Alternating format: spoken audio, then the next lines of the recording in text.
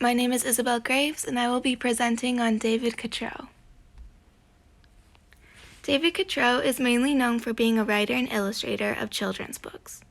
He has created over 70 children's books, is now a New York Times best-selling author, and has sold over 5 million books. He has also worked on visual development for children's movies such as Horton Hears a Who and Despicable Me.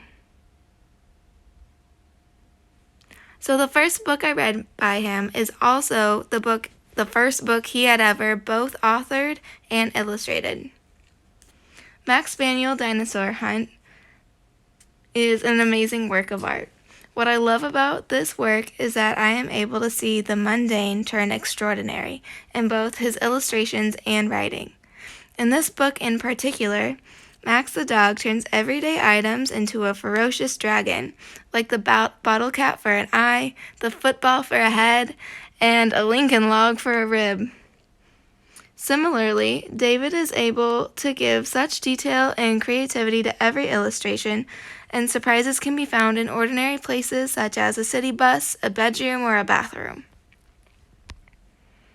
Also, a little fun fact, David Catrow has 3 dogs named Bubs, Beetle, and Blue. And the black and white spaniel is Bubs and can be seen in almost every one of his illustrated books.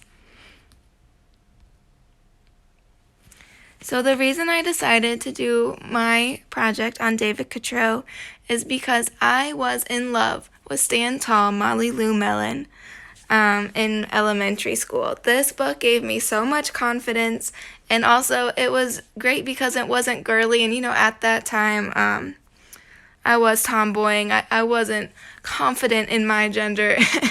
And Catrow's use of blues and greens in nature and just being with all those bugs just made me really enjoy this book. Even though he didn't write it, he just illustrated it.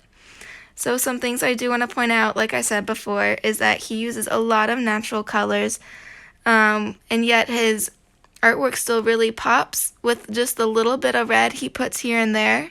He also loves to play with size. So especially in Stand Tall, Molly Lou Mellon, her size was very important to show when she was feeling small and when she was feeling big. So right now, her being the same size as these insects, kind of being one of them and acting like those are her friends, that's very intentional.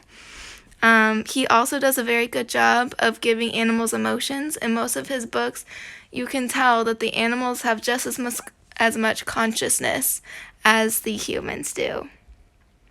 This was taken from the same book, Stand Tall, Molly Lou Mellon, and I just wanted to point out that, yes, you can see Bubs in this image, his spaniel, but also the sizing of Molly Lou Mellon being so small when it says a start of a new school is very intentional. And also, I'd like to point out that he has a very Seuss-like quality to his drawings with the tiny little noses and the big heads, and this is seen in a lot of his books.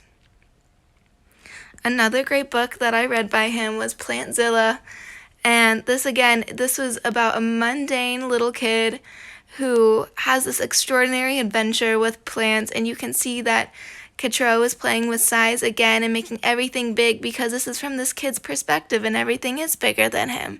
And also because it's from a kid's perspective, the old ladies do look old. You can see their silly makeup.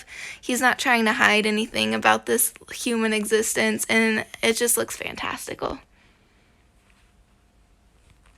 Some honorable mentions that were so funny to read were Take Me Out of the Bathtub, Fun in the Sun, and The Fly Flew In. All of these, again, were mundane experiences of just hanging out in a bathtub and hating it, going to the beach, or dealing with a fly in the room. And although these are just very average experiences, the way he was able to illustrate them was just wonderful. And for kids who are just learning to read and the words are kind of hard for them, there's always something new to point out, something different that'll make you want to keep turning the page. So some references that I would go to if you want to learn more about Catrow, definitely his website. He has a great About Me section, and there's a list of all his books by year, so it's great to kind of see his personal growth. He also there is a website that shows the articles he's written from the last decade. There is a biography of him, an encyclopedia page for him, and also a very interesting, it's about 40-minute video interview because he had an art installation done at a museum and they interviewed him there, and it's very cool. Definitely recommend checking out.